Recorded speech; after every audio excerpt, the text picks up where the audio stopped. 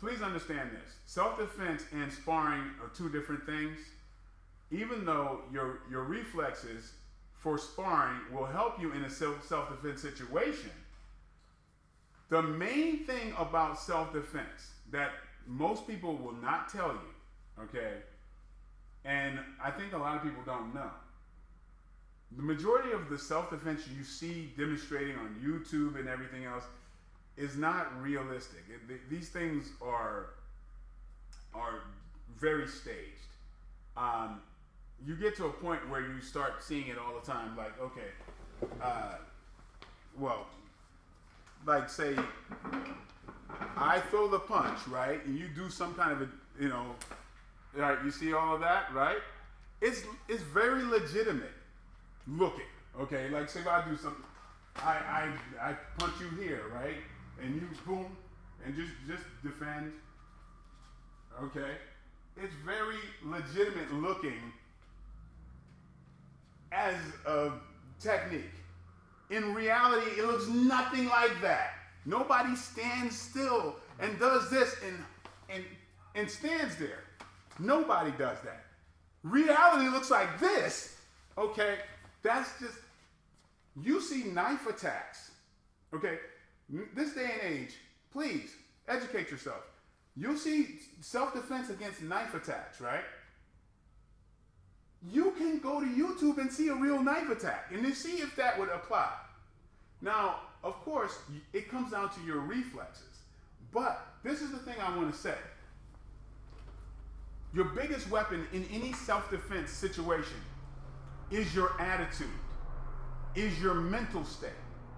If you do not make the mental switch that your life is on the line, that is the biggest problem. You can learn all the technique in the world.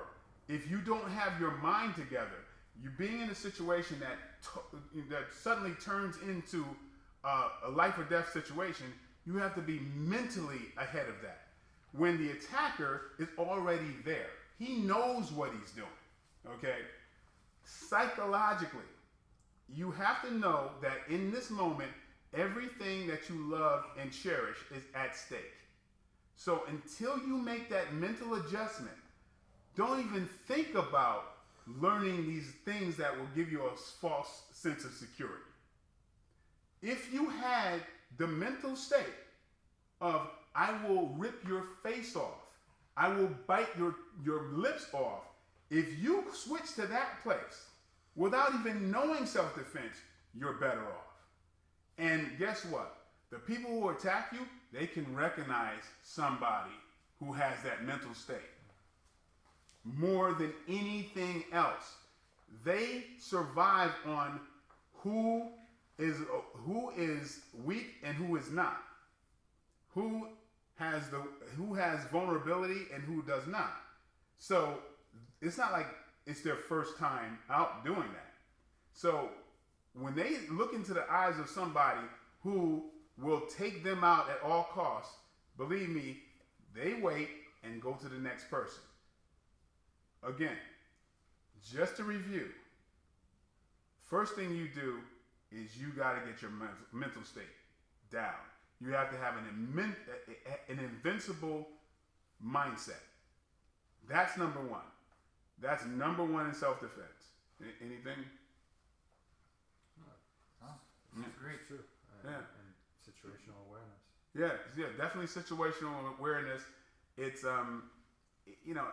it's sometimes just having the wherewithal to throw somebody off psychologically is a great way of defending yourself.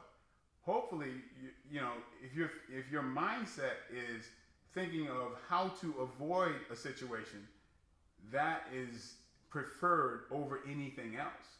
Okay, now if you had to do anything, and I've taught self-defense from the time from my first year in college on, and a lot of times I first start out with a bunch of these very fancy techniques that you see, and everybody applauds, and then I tell them none of that crap will work.